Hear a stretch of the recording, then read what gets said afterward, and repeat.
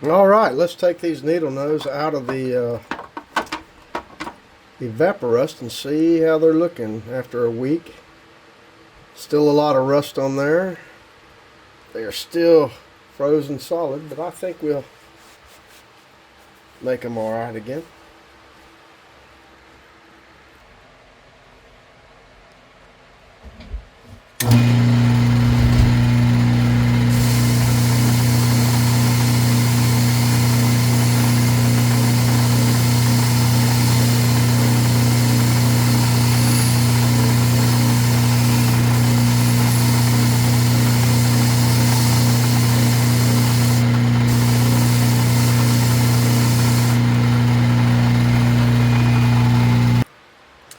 Alright, this is what they look like after a few minutes on that wire wheel. These handles are sticky, probably from being in that Evaporust, but we're going to hit it with this 120 grit sandpaper on the 130 machine.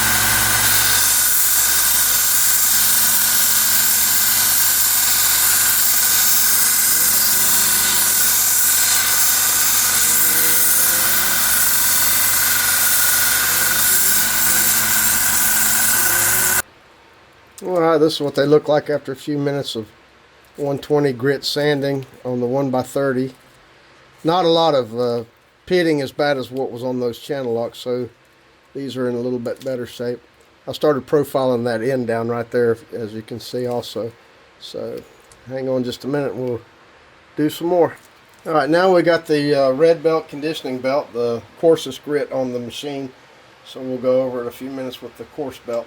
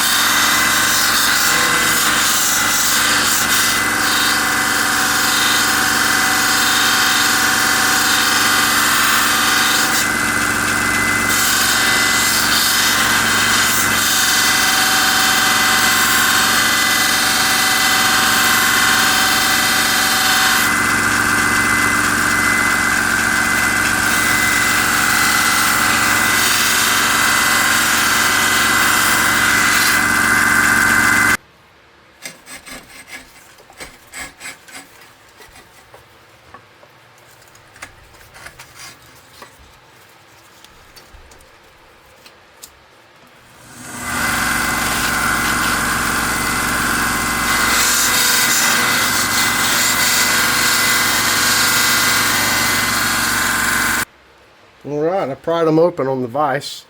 So I'm going to put a little 3-in-1 oil in there and see if I can work them back and forth. They're still pretty stiff.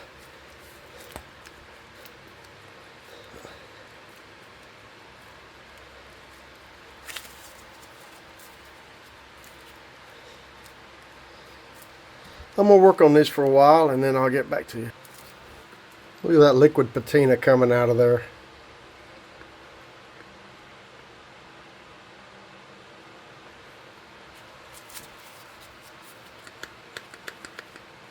So I did a little more profiling on that tip right there. Got it about as good as it's probably going to get. But we're getting there. I'm going to put them down for a minute and show you something. I thought a fly or something was flying around my neck and I kept swatting it away. But what it is, that fan going right there, I had unrolled my paper towels and that's what was touching me on the back of the neck. So it wasn't a fly at all.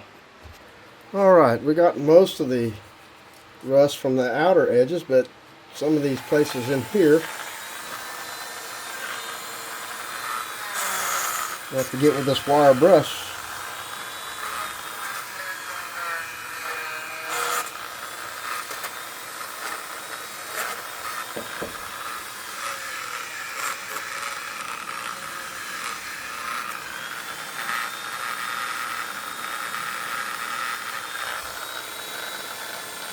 We're getting there.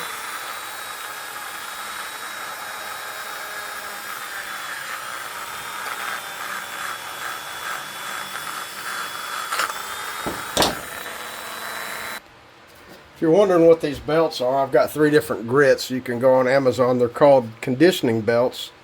And they're made by a company called Red Label here in the USA, but they're for the 1x30 machine. And I'm running through the fine grit now.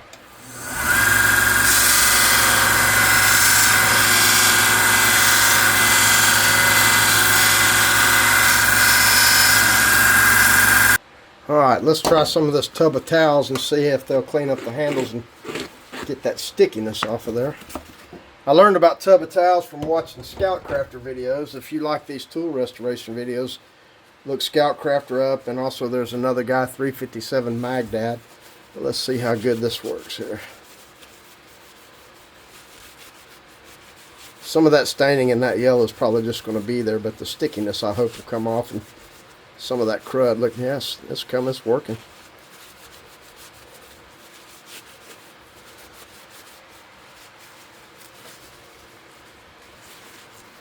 You can see it on the towel.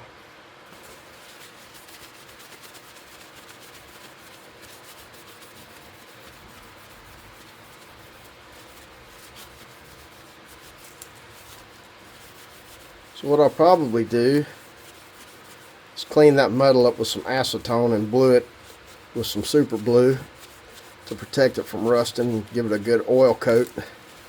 And I'll let you know what that looks like here in just a few minutes. Alright, we're going to take some acetone and put it up here on a cotton ball.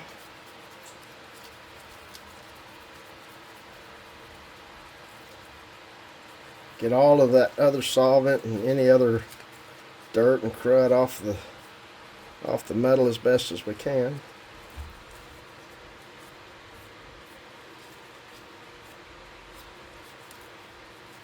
They're still a little stiff. I'll have to keep working on that, but that's alright. Alright.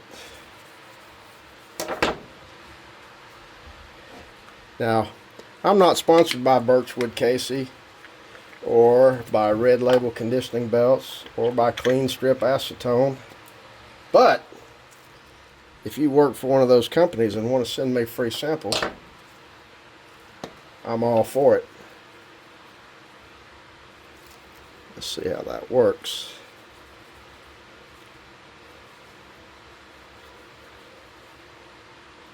Starting to blue up a little bit.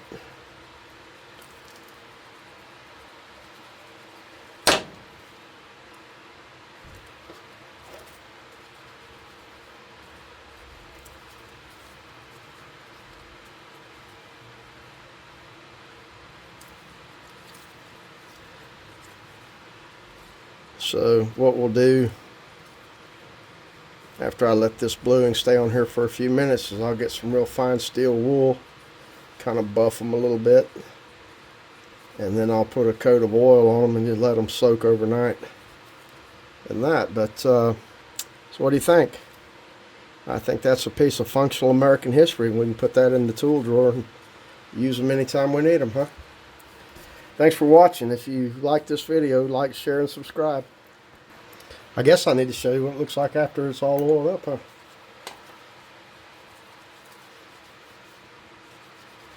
We'll let that oil stay on there for a few days and then just wipe it off.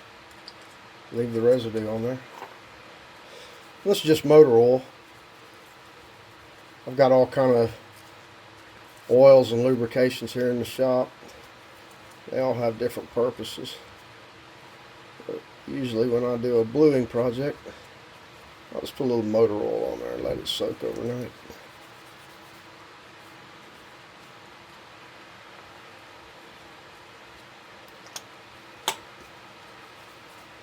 Alright, once again, thanks for watching. Hopefully my neighbor won't want those back now that I've put all that work into it.